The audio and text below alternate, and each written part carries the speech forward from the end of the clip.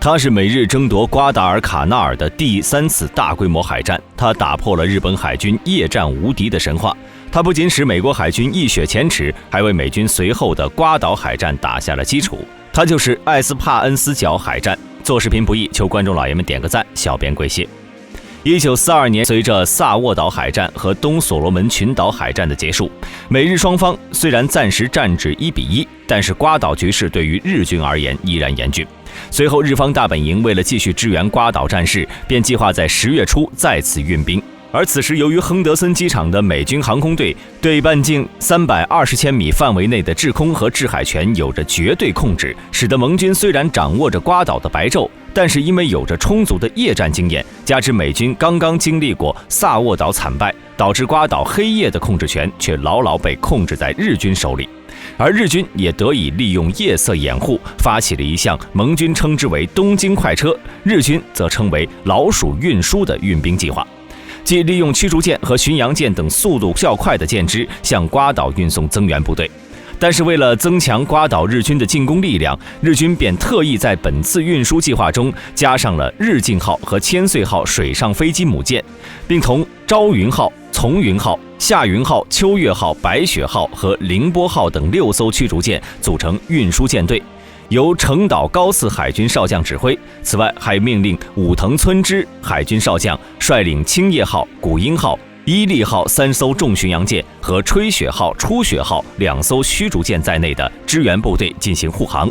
而为了阻止日军的运兵计划以及掩护向瓜岛增兵的盟军船队，诺曼斯科特海军少将奉命率领麦卡拉号、坎布南号、法伦霍尔特号、邓肯号和拉菲号在内的5艘驱逐舰，以及博伊西号、海伦娜号、盐湖城号和旧金山号在内的4艘巡洋舰，拦截任何入侵瓜岛附近威胁到盟军运输船队的日军舰艇，并与之交战。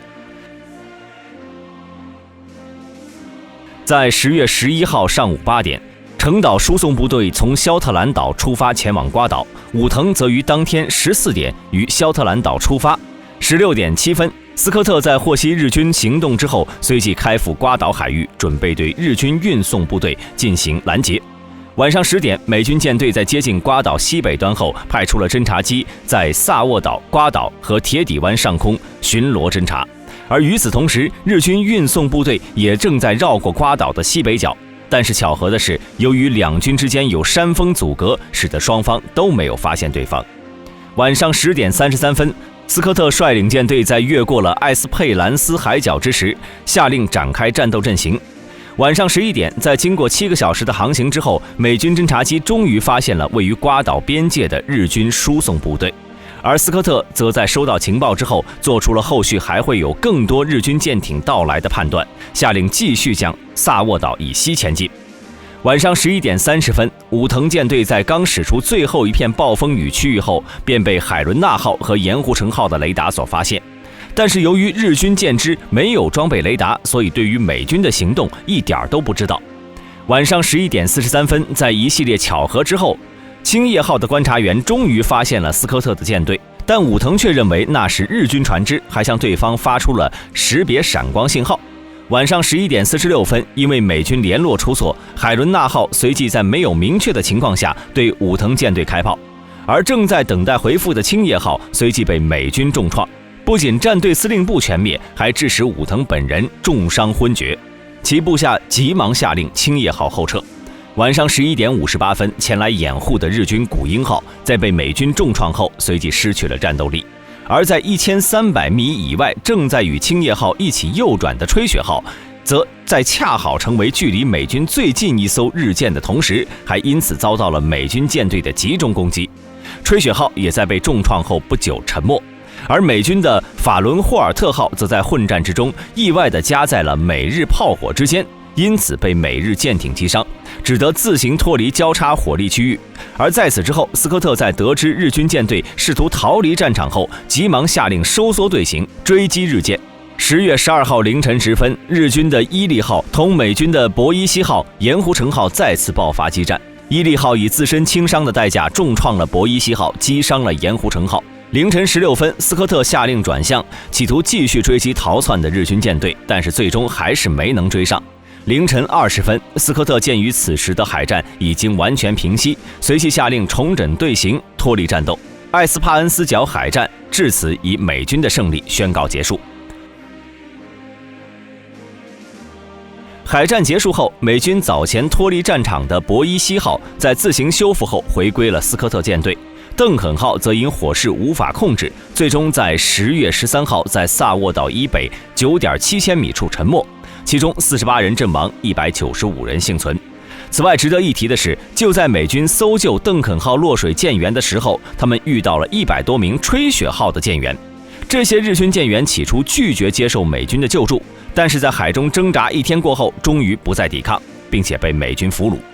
日军方面，就在斯科特和武藤激战之时，城岛部队却趁机在完成运兵任务之后，在没有被美军舰艇发现的情况下，及时从拉塞尔群岛以及新乔治亚岛的南边返回。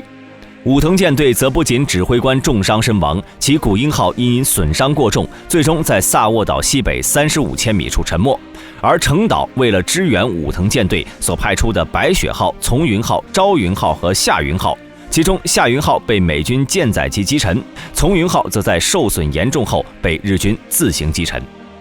艾斯帕恩斯角海战，美军共参战4艘驱逐舰、5艘巡洋舰，其中1艘驱逐舰沉没，1艘巡洋舰受损，1艘驱逐舰受损，阵亡160余人。日军除去运送部队的6艘驱逐舰和2艘水上飞机母舰外，共参战3艘巡洋舰、2艘驱逐舰，其中1艘巡洋舰沉没，2艘驱逐舰沉没，1艘巡洋舰受损，阵亡400人左右，被俘100人。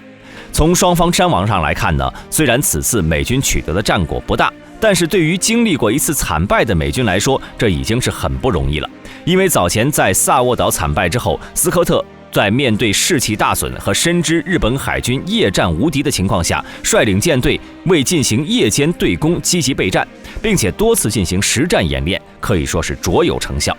而根据日本的相关资料显示，美军舰只在此次海战中的命中率明显提高，比如第一次炮击就重创了青叶号舰桥，对武藤舰队指挥体系造成了毁灭性打击，这都要归功于美军舰队的备战训练。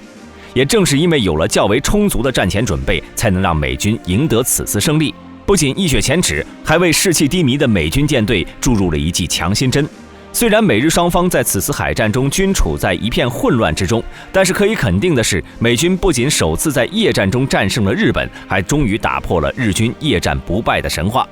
而日军虽然完成了输送计划，但是却未能使瓜岛战局出现大的变化。好了，本期视频就到这里，喜欢的朋友可以点赞、关注、加评论，我们下期再见。